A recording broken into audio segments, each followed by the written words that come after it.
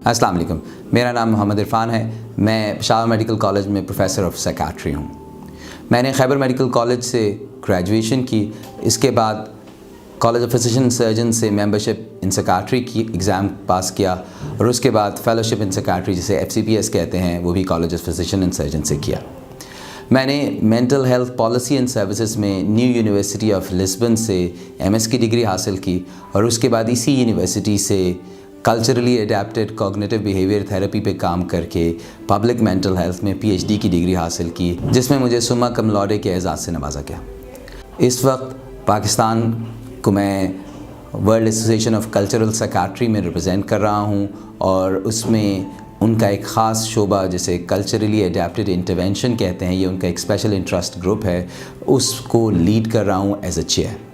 इसके अलावा मैं Pakistan association of cognitive therapist का जनरल सेक्रेटरी हूँ और Pakistan association of medical editors, जो पाकिस्तान में छपने वाले तमाम मेडिकल जर्नल्स की नुमाइंदा तंजीम है, उसका प्रेसिडेंट इलेक्ट हूँ।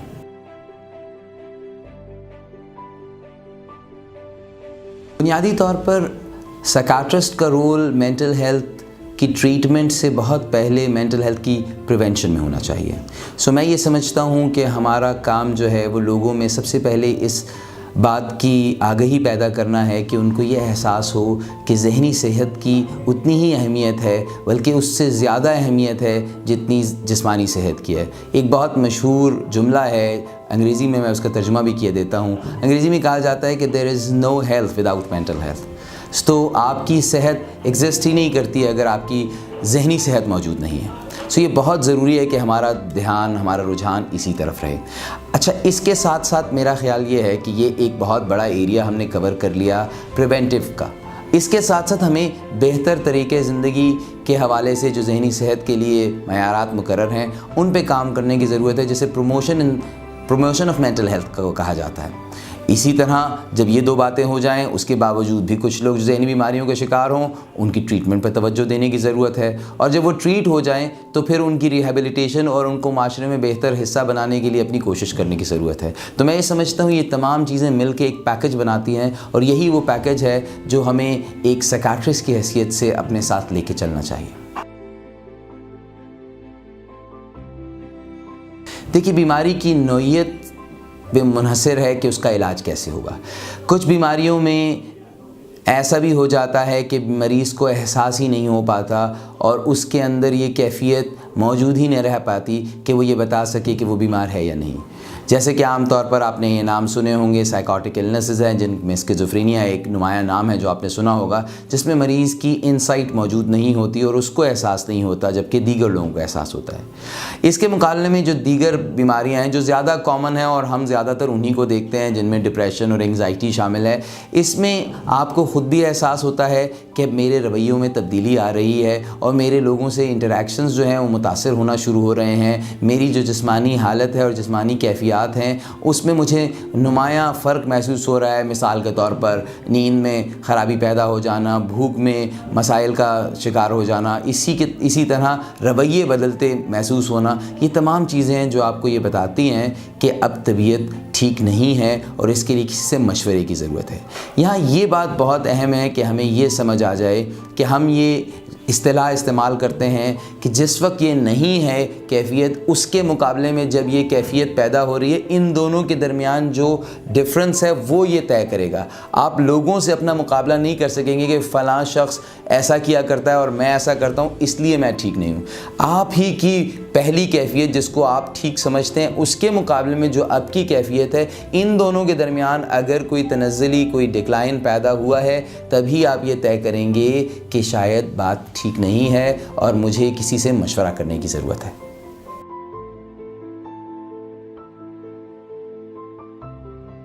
सवाल करने वाले ये पूछते हैं कि उनको इस वक्त साइकोलॉजिस्ट या साइकियाट्रिस्ट के पास जाना चाहिए, तो मैं दोनों के रोल्स के बारे में बता देता हूँ। साइकोलॉजिस्ट अपना रोल प्ले करते हैं इलाज में इस तरह से कि वो बातों के ज़रिए इलाज करते हैं जिनको हम टॉकिंग थेरेपीज़ कहते हैं। इसमें बहुत ही बुनियादी यानी काउंसलिंग से लेकर बहुत स्पेसिफ़िक यानी कॉग्निटिव बिहेवियर थेरेपी या दीगर थेरेपीज़ का सहारा लिया जाता है। सो उनका एक बहुत वाज़ेह रोल है। इसके मुकाबले में साइकियाट्रिस्ट کو یہ ایج حاصل ہے کہ وہ نہ صرف اگر ٹرینڈ ہیں تھراپیز میں تو وہ تھراپیز پرووائڈ کریں بلکہ دوائی بھی پرسکرائب کر سکیں۔ یہ قانوناً بھی بہت واضح فرق ہے کہ سائیکالوجسٹ کو یہ اختیار حاصل نہیں ہوگا کہ وہ کسی قسم کی دوائی لکھ سکیں۔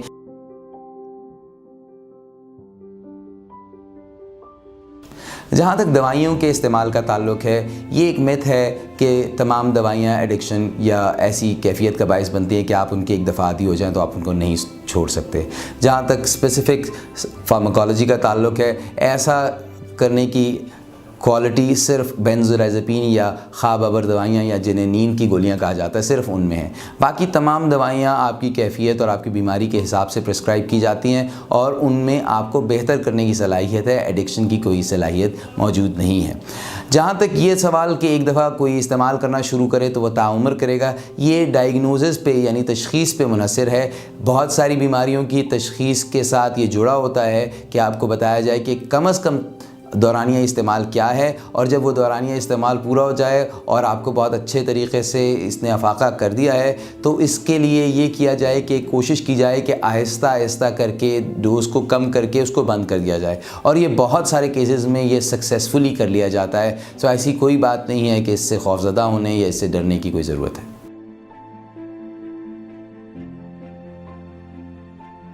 وہم کی بیماری جس کی آپ نے بات کی، جس کو obsessive compulsive disorder کہتے ہیں، بنیادی طور پر پہلے یہ سمجھنے کی ضرورت ہے کہ یہ نام کیسے ہے۔ تو obsession وہ خیالات ہیں جو آپ کے ذہن میں آتے ہیں اور آپ کو مجبور کرتے ہیں کوئی کام کرنے پہ، اور وہ کام بہت سارے حوالوں سے ہوتے ہیں۔ ہمارے سیٹ اپ میں 2 حوالے بہت کامن ہیں، ایک کو صفائی کے حوالے سے بہت سارے خیالات آنا کہتے ہیں، اور دوسرے کو چیزوں کو چیک کرنے جیسے تالے کنڈیاں، ان کو چیک کرنے کے حوالے سے خیالات آنے کا کہا جاتا ہے۔ جہاں تک ڈپریشن کا تعلق ہے، ڈپریشن اس وقت روئے زمین پر پائی جانے والی بیماریوں میں بہت بڑی تعداد میں لوگوں کو متاثر کرنے والی بیماری ہے، بلکہ اسٹیٹسٹکس تو یہ کہتے ہیں کہ کارڈیو واسکولر النس کے بعد ڈپریشن ہی وہ بیماری ہے جو سب سے زیادہ لوگوں کو تکلیف پہنچانے کا باعث بنتی ہے۔ نہ صرف یہ کہ یہ بیماری خود سے لوگوں کو تکلیف پہنچاتی ہے، بلکہ بہت سے لوگ جو بہت ساری جسمانی بیماریوں کے شکار ہوتے ہیں، جن میں آپ کامنلی ڈائبٹیز کی بیماری دیکھتے ہیں، یا بہت ساری نیورولوجیکل بیماریاں ہیں، یا کوئی ایسی کیفیات ہیں جن کا کوئی شکار ہوتا ہے، جن کا فی الوقت کوئی سلوشن نہیں ہوتا، ان تمام لوگوں کے چانسز ہوتے ہیں کہ وہ ڈپریسڈ ہو جائیں۔ اب صرف ڈپریسڈ ہونا تو ایک معاملہ ہے کہ اس کا علاج شاید ہو جائے، لیکن اس کے ہوتے ہوئے ان بیماریوں جن کا وہ شکار ہوتے ہوئے اس کا علاج نہیں کر پائے، یعنی ڈائبٹیز کی ہم بات کرتے ہیں، ان میں مسائل پیدا ہونا شروع ہو جاتے ہیں، اور وہ مسائل یہ ہوتے ہیں کہ وہ ڈپریشن کی وجہ سے اتنے ڈی موٹیویٹڈ ہوتے ہیں کہ ڈائبٹیز کا علاج نہیں کرتے۔ تو ایک طرف تو وہ ڈپریشن کا شکار ہیں، ساتھ ہی ڈائبٹیز ان کنٹرول ہو گئی ہے تو بیماری پہ بیماری بڑھتی جاتی ہے۔ یہ ایک بہت بڑے مسئلے کا باعث ہے، اسی لیے ڈپریشن کو بہت ارلی سٹیج پہ جاننا ضروری ہے اور اس کے لیے تدارک کے لیے کوشش کرنی ضروری ہے۔ اب علاج کی بہت سارے موڈالٹیز ہیں، جیسے ہم ابھی بھی ذکر کر چکے کہ اس کے لیے تھراپیز موجود ہیں، اس کے لیے دوائیاں موجود ہیں، اس کے لیے جو سب سے زیادہ سمجھا جاتا ہے اور یہ سمجھا جاتا ہے زیادہ مؤثر طریقہ ہے وہ ان دونوں کا کمبینیشن ہے۔ یہ وہ تمام طریقے ہیں جن کے تحت آپ ڈپریشن کا علاج کرتے ہیں۔ اور میں ویسے بھی یہ بات بتاتا چلوں کہ اس وقت اگرچہ ہمارے پاس پاکستان کے حوالے سے کوئی ایگزیکٹ اسٹیٹسٹکس اویلیبل نہیں ہے، لیکن یہ محتاط اندازے کے مطابق یہ کہا جا رہا ہے کہ تقریباً ہر چوتھا شخص کسی نہ کسی حوالے سے ڈپریشن کا شکار ہے۔ تو ہمیں اس کو سیریسلی لینا چاہیے اور اس کو تدارک کرنے کے لیے کوشش کرنی چاہیے، ورنہ جو سب سے زیادہ متاثر ہونے والی چیز ہے وہ ہماری کوالٹی آف لائف ہے۔ تو اگر کوالٹی آف لائف ہی اچھی نہ ہو تو ہم ادروائز بھی بہت متاثر ہوتے ہیں۔ تو یہ بہت ضروری ہے کہ ہم اس کا خیال رکھیں۔ میں یہ سمجھتا ہوں کہ آپ بہت ساری چیزوں کے حوالے سے اپنے ذہن میں بہت سارے سوالات رکھتے ہوں گے۔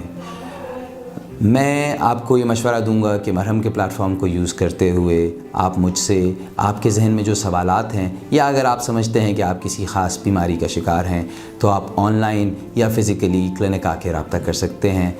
میں آپ کے تمام سوالات کا جواب دینے کی کوشش کروں گا۔